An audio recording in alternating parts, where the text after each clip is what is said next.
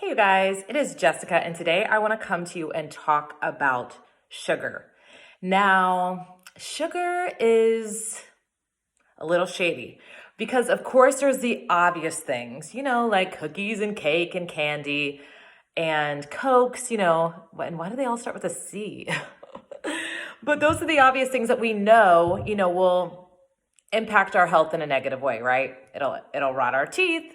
It's not a good thing. Now, I am a believer in not depriving yourself. I know there are some people that are, huge advocates of like no sugar ever. And I don't know if it's my personality or the way I'm wired, but the more I tell myself I can't have something, the more I want it.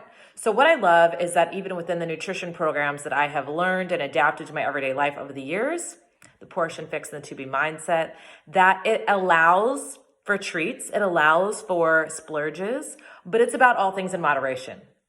Now, I have a couple of kind of personal commandments I live by that I wanted to share with you to potentially help you in your journey. And one of them is to make every treat count.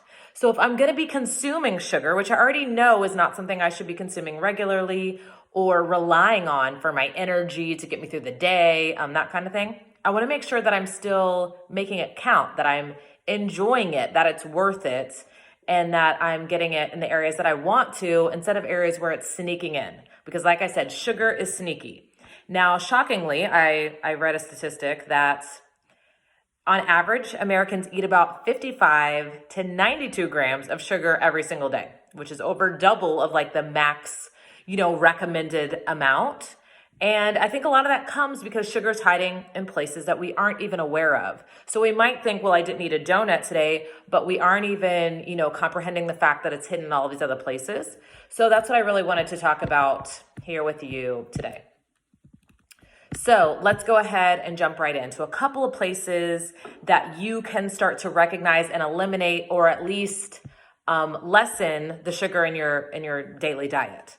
One is sauces, salad dressings, dips, unsuspecting places, because a lot of time, whatever you're having, you could probably do without the sauce, or you could eat less of the sauce. In salad dressings, I personally never pour it on my salad. A lot of times if my salad's loaded with fruits and veggies, you're going to almost get enough moisture without even needing salad dressing. But I also love just simply using my fork to dip the dressing in versus getting so much in the regular, tossing it in. But what you'll find is you'll end up consuming a lot less. So things like barbecue sauce, ketchup, spaghetti sauce, all of these sauces especially can be super high in sugar. So you want to make sure you're reading the label, that you're aware of what you're consuming, and also that you're not just eating it for the sake of eating it. Like I said, you want to make it count. If you're a diehard barbecue lover and the sauce really matters to you, then that's a place where okay, I'm going to get my sugar here today. And you're going to skip dessert.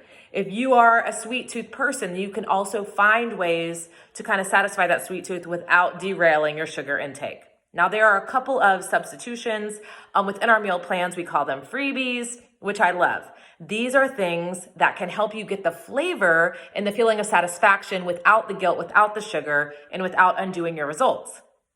So a couple of kind of sauce substitutions or flavor substitutions when you're cooking are going to be things like hot sauce, like mustard.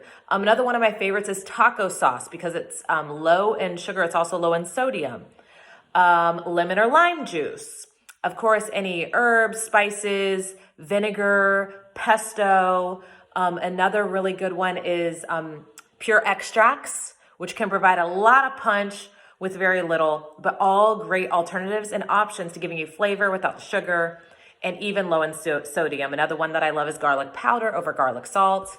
So lots of options there for you to implement into whatever you're eating. Now, next, I want to talk about drinks. Now, if you are a soda lover, a Coke, I grew up in the South. I don't know if this is a South thing. I call all sodas, I don't say soda, I call them all Cokes. So whether it's Mountain Dew, it's a Coke. Whether it's Dr. Pepper, it's a Coke. I don't know if you're with me, but just know that these are like literally liquid sugar. They are one of, to me, the worst things you can consume if you are watching your sugar intake or just in general. If you've ever seen the test of what even happens to a penny if it sits in Coke over an extended period of time, that was something I saw many, many years ago, and it literally shifted my behavior. I've never, though I didn't grow up, even we didn't have Cokes in the house. So this wasn't actually a struggle for me, but I know it's a struggle for so many people. And I know it's an addiction. It's hard to change that habit. But for me, it's a necessary one. That's not somewhere where I would want to get my sugar. And all of those additional side effects just aren't good. But in addition to just like the obvious Coke, even things like, sports drinks, like Gatorades, they're loaded with sugar, or things like juice. We can think like it's apple juice. It must be good for me, but they're also really just kind of sugar bombs.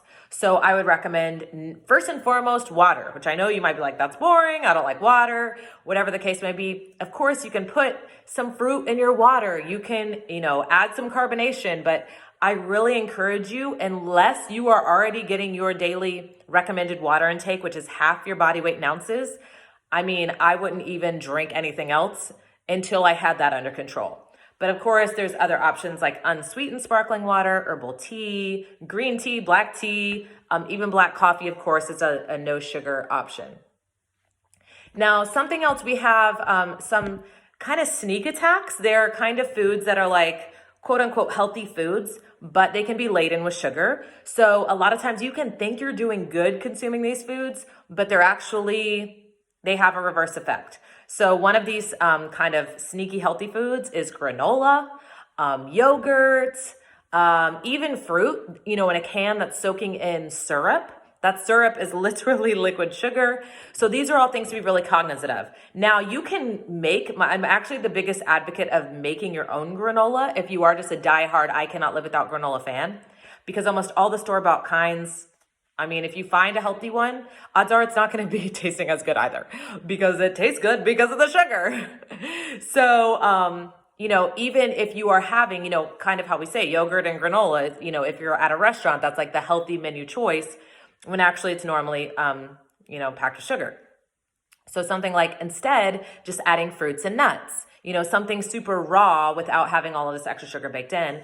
And then in the yogurt department, you have to be really careful. If there's fruit mixed in, a lot of times there's also added sugar. So I recommend you really take a look at the label, but also know that sugar is disguised.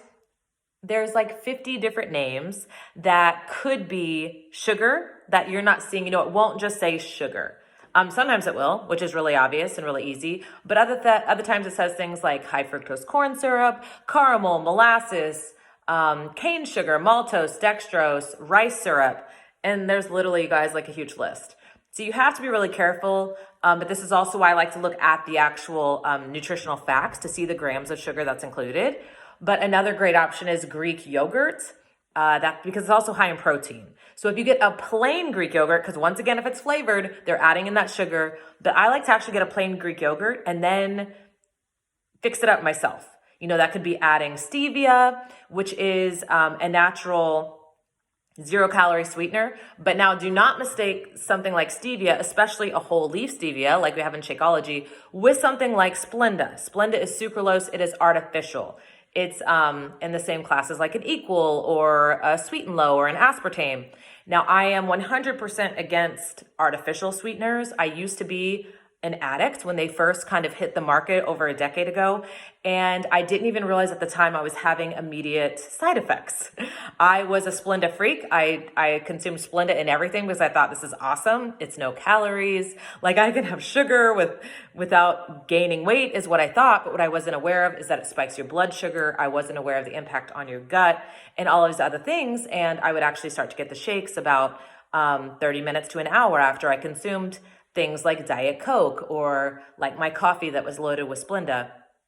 And when I stopped, that stopped happening. But what would happen, I would get the shakes, I would need to eat carbs, I would need to try to get my blood sugar back on track. So in turn, when you consume things like that, while you think in the moment you might be saving the calories, you end up kind of undoing it and derailing it long term.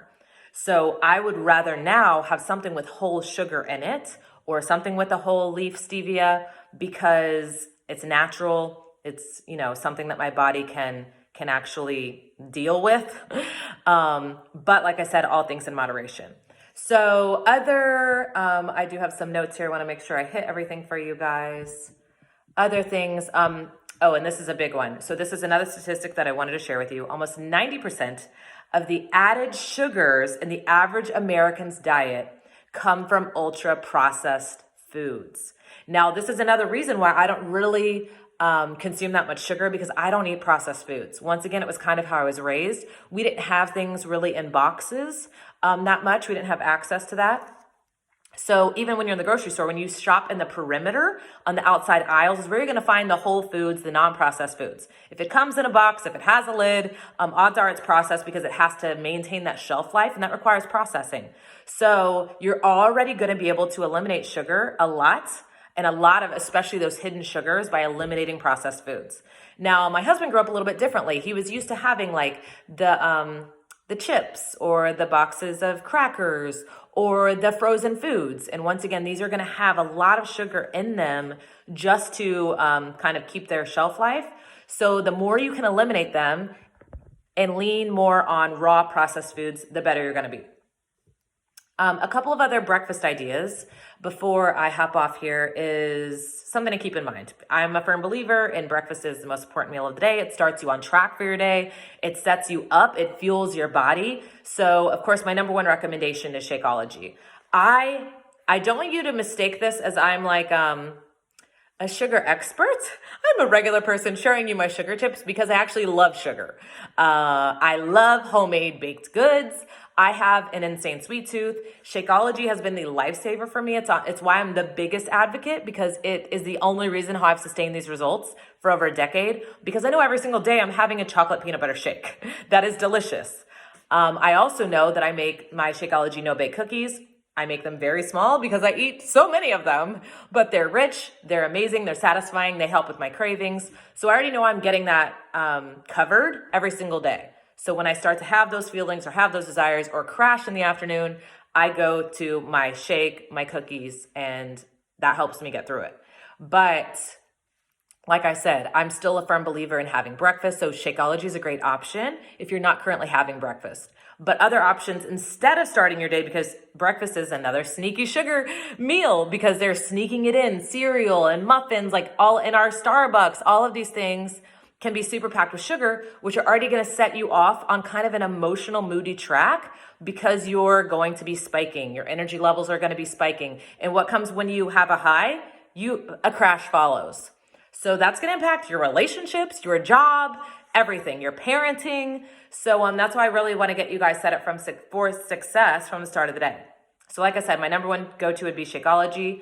If you already have a good, healthy breakfast routine then that's a great afternoon option, which is the best for me. That's what I'm kind of thinking about, getting some sugar to increase my energy to be able to sustain the day. But other options could be oatmeal that you are, like I said, anytime that you are sweetening things yourself with fruit, with nuts, with something like stevia, you're going to have a little bit more control, obviously. Greek yogurt, once again, plain yogurt that you make more interesting with fruit, with nuts. And then an egg scramble with cheese and veggies is another great way, because also every single one of the things I've named also it's a good source of protein. So you're getting protein to start your day. You're getting some carbs to fuel you through. Now, I hate eggs. I'm not eating eggs for breakfast ever in my life. I think they are absolutely disgusting. But Caden, that's one of his go-to breakfasts is eggs with some cheese and some veggies and normally some avocado on the side. It's one of his favorite things. I don't even know how he eats it. I'm like, how is this even edible? Anyways, avocado toast, another great option if you've got that whole grain toast or that gluten-free toast, because what you want to make sure, guess what? They hide the sugar in the bread. They're even doing it to our bread. So you want to make sure that you also are not losing your sugar there, unless guess what? If it's your favorite bread on the planet and it makes you happy and it's your splurge, then enjoy it. But I want you to just be cognizant and recognizing that it's there, so you're judging your sugar intake appropriately, because what I know is that sugar can derail all the things. And that's why I wanted to make sure that you guys are fully aware of where it is and kind of how it's potentially treating you and your results, so that you continue to get results, because that's what you want. If you're putting in the work, if you're doing the workouts, if you're following a nutrition plan, but then you are unaware of these kind of hidden things that could be impacting you negatively, that's frustrating. That's not what you deserve.